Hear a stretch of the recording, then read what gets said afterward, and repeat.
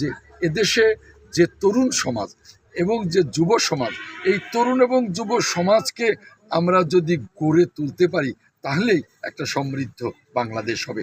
এজন্যে আমার নেতা জনাব তারেক রহমানের, বিএনপির এবং আমার ব্যাপক পরিকল্পনা আছে। অঞ্চলের জনগণ এই জন্যেই ভোট দিবে যে আমি আমার দল জনগণের জন্য অনেক পরিকল্পনা নিয়ে আমরা এই ভোটের মাঠে হাজির হয়েছি।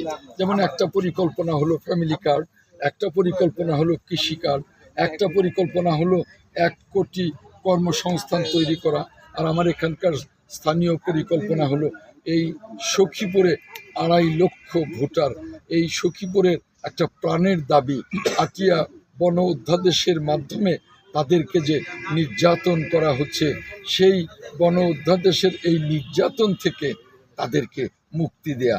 আমার সখীপুরের মানুষ জানে যে আমি তাদের পাশে এই বন অধ্যাদেশের এই কালো আইনের বিরুদ্ধে লড়াই করছি সেই 1986 সাল থেকে আজ অবধি, এবং তারা বিশ্বাস করে যে ইনশাল্লাহ আমি নির্বাচিত হলে এই বন অধ্যাদেশের এই কালো আইন থেকে আমি সখীপুরের মানুষকে মুক্তি দেব।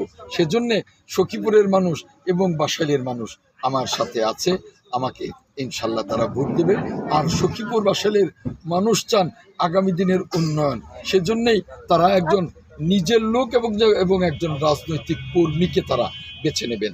আমি গত 55-56 বছর রাজনীতির সাথে জড়িত এবং সখীপুর বাসাইলের মানুষের সুখে দুঃখে আনন্দ বেদনায় এদের সাথে জড়িত।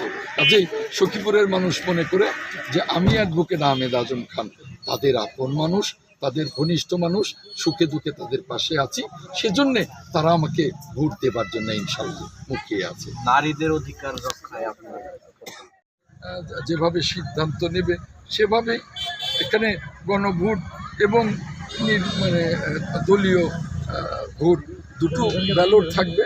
জনগণ সিদ্ধান্ত নেবে, আমার দলের যে সিদ্ধান্ত সেটাই, এর বাইরে আমার কোনো বক্তব্য নেই। এই যে আপনি নির্বাচনে প্রচারণা করছেন, চালাচ্ছেন, ভোটারদের কাছে যাচ্ছেন, সংগ্রাম শেষে যে জুলাই গণ অভ্যুত্থান তারই একটা প্রতিফলন এবং আমাদের বাংলাদেশের মানুষের যে চাওয়া পাওয়া, যে আকাঙ্ক্ষা, সেই আকাঙ্ক্ষার প্রতিফলনই এই নির্বাচন। এই যে অঞ্চল থেকে আপনি নির্বাচন করছেন, টাঙ্গাইল 8